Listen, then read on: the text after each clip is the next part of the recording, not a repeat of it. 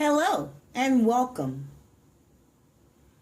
to a summary on federal resume writing. I am Senior Consultant Nikki Reed, a proud military veteran and one of the federal resume writers with Professionally Written LLC. We have written hundreds of federal resumes that have conferred our clients with federal job interviews. The Federal Office of Personnel Management prescribes that resumes be written adhering to the following order. Now burn this into your memory. Number one, your skill sets must match the qualifications listed in the federal vacancy announcement. Number two, the occupational questionnaires that appear in most vacancies are culminated from the qualifications listed in vacancy announcements. Number three, your resume narratives must match your answers to the occupational questionnaire, and your resume must highlight that you can perform the duties listed in the federal announcement. A few months ago, one of our clients, we're going to call him Mike, came to us seeking our federal resume writing services. Mike had been a customer service representative for about 3 years in the private sector, and before that, he has served in the U.S. Army for 8 years as a supply clerk. Mike was after a GS-9 information technology help desk position. The listed qualifications included having a knowledge of certain Microsoft platforms and years of Tier 2 help desk experience. Now, Mike did not possess those qualifications, nor did he have the educational or relatable or transferable skill sets. Thus, he was deemed unqualified regarding his 2 previous attempts. So we asked Mike, look, what is driving you towards the IT position in the first place?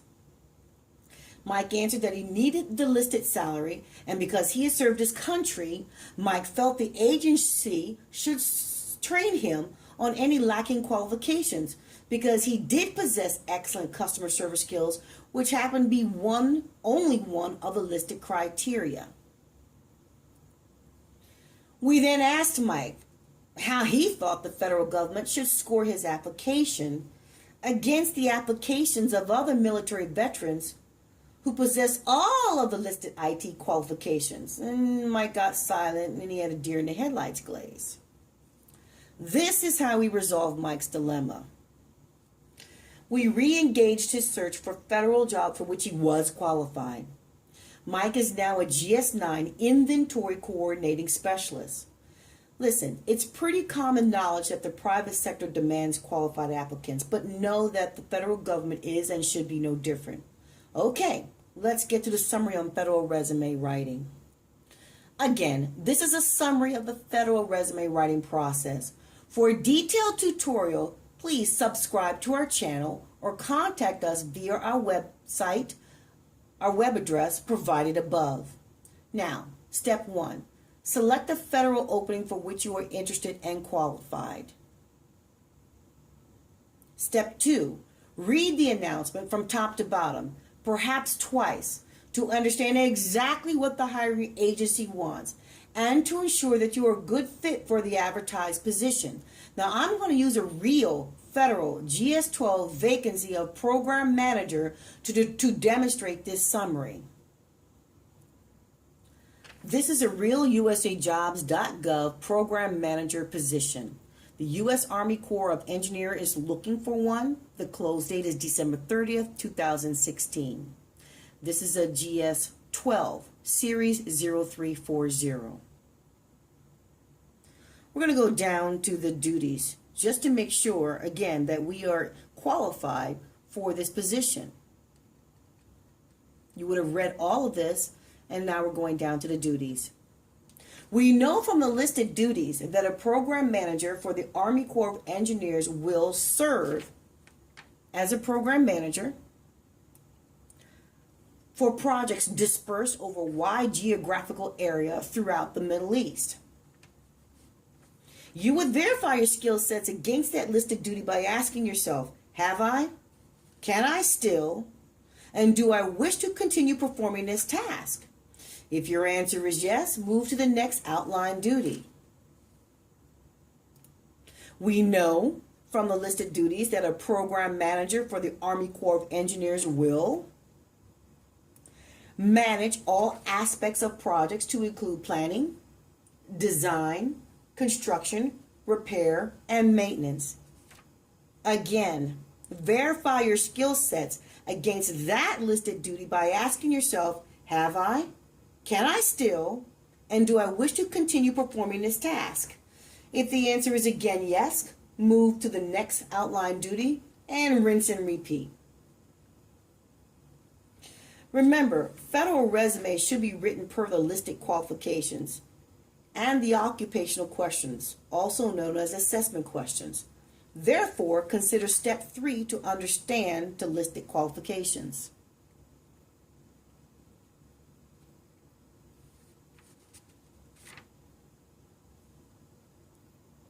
Note that in the program manager vacancy that we are using now, the qualifications indicate that your resume must reflect that you have 1 year of experience, and that specialized experience is defined as experience with managing project development, working through all stages of the project until completion, manage construction project with high complexity, approve project budgets, review project milestones to ensure schedule is met and budget is honored.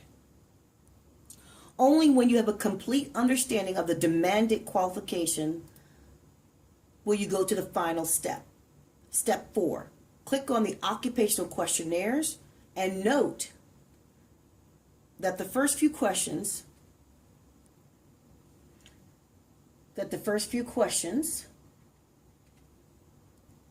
simply collect self-explanatory biographical data.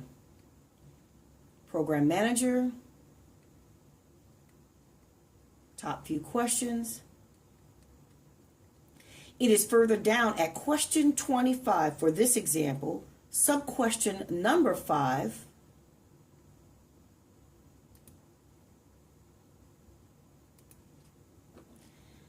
where the assessment questions begin and for which your resume must be written. Now, the significance of these assessment questions is found in the government's written advisement that your resume and the responses you provide to this assessment questionnaire will be used to determine if you are among the best qualified for this position. Your responses are subject to verification. Please review responses for accuracy before you submit your application.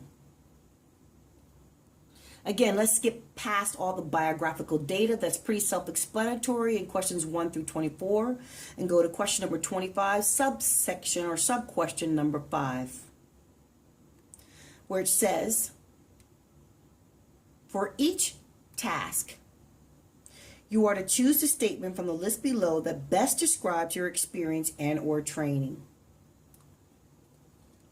Letter A. Your choices are, I have not had education, training, or experience in the following in performing this task. Letter B. I have had education or training in performing the task, but have not yet performed it on the job. Letter C. I have performed this task on the job. My work on this task was monitored closely by a supervisor or senior employee to ensure compliance with proper procedures. Letter D. I have performed this task as a regular part of a job. I have performed it independently and normally without review by a supervisor or senior employee. Or choice letter E. I am considered an expert in performing this task. I have supervised performance of this task or am normally the person who is consulted by other workers to assist them in doing this task because of my expertise. And then the true assessment questions begin at sub-question number 5. Now, before you automatically select the letter E for each and every assessment, because after all, the government advised you that your answers will determine whether or not you are best qualified for the GS-12 position. Remember that your resume narratives have to support your selection. Let's examine 2 of the 25 assessment questions to highlight this point, starting with question number 5, regarding your ability to review cost estimates for accuracy. I'm going to select letter E, that I am considered an expert in performing this task of reviewing cost estimates for accuracy.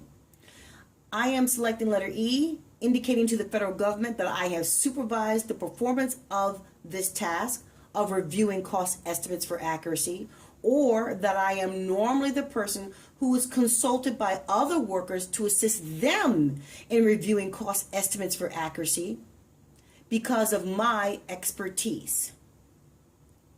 If you too would have selected letter E, you must remember that your resume narratives under your job entries must tell the federal government within 5,000 characters when, by whom, how, and for what reasons you are considered an expert in reviewing cost estimates for accuracy.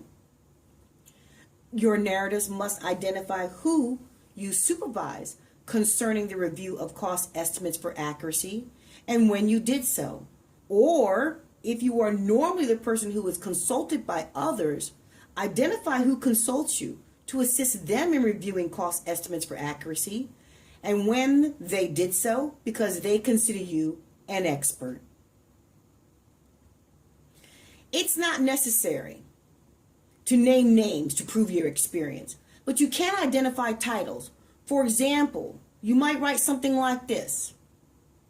In May 2016, I supervised 3 budget analysts, each with 5 years of budgeting experience, in verifying historical cost data and in using the ABC software program to reconcile estimates against the proposed budgets of vendors and construction foremen.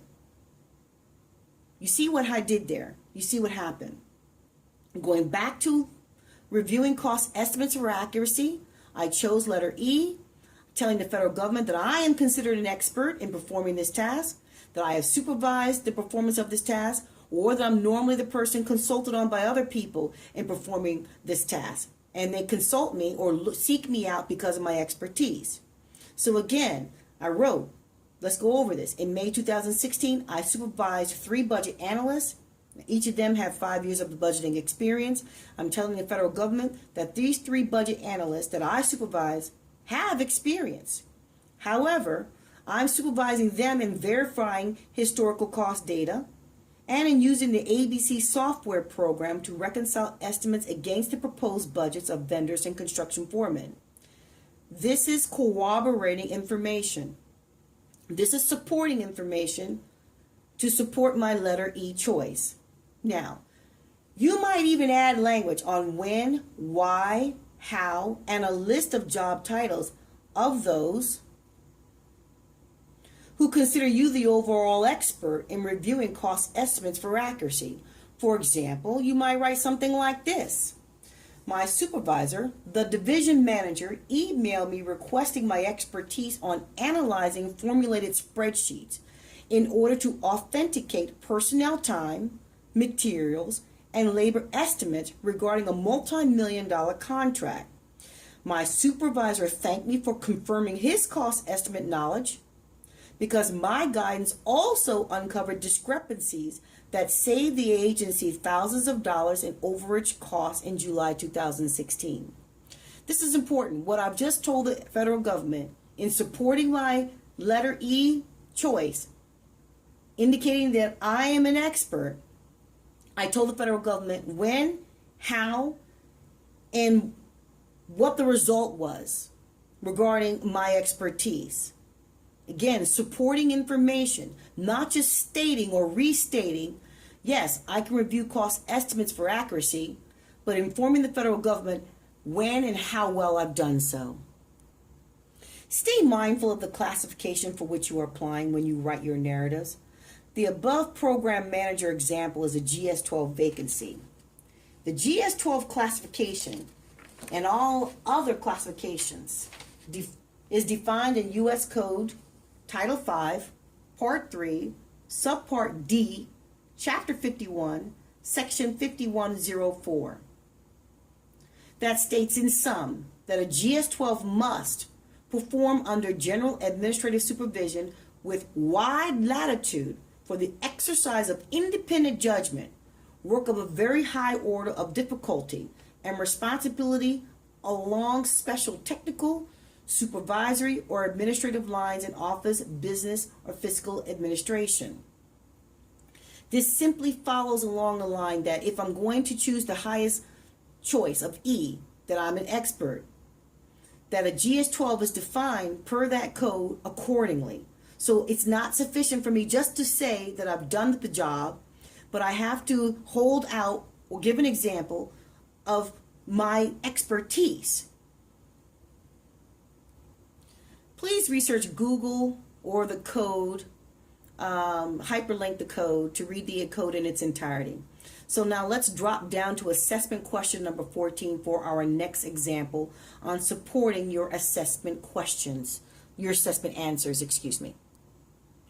Question number 14 of the Program Manager Occupational Questionnaire asks you to select your response regarding your experience in coordinating extensively with senior leadership on all projects. If you select E, that you are considered an expert in performing this task, that you have supervised performance of this task, or that you are normally the person who is consulted by other workers to assist them in doing this task because of your expertise, your resume must show by whom and why you are considered an expert in coordinating extensively with senior leadership on all projects. And your resume should identify who and when you have supervised the extensive coordination with senior leadership on all projects.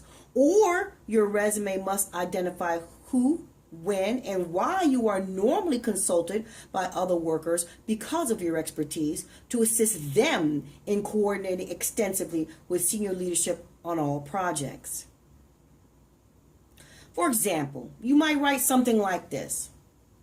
2 of my fellow project managers were developing a substantial highway construction project that required a 3-stage approval process from 4 division managers located in 3 different United States time zones. In January 2015, the 2 project managers contacted me for guidance, and I trained them in planning, timing, coordinating resources, and the overall logistics involved in securing simultaneous phase approvals. After following my leadership, the managers saved time by synchronizing the project within 2 months, when 6 months was the norm for a project of that magnitude. You see what happened there? You just didn't tell the federal government, yes, I can coordinate extensively with senior leadership on all projects. You told them how well, when, where, what. This is going to go well in terms of rating you toward best qualified. The takeaway.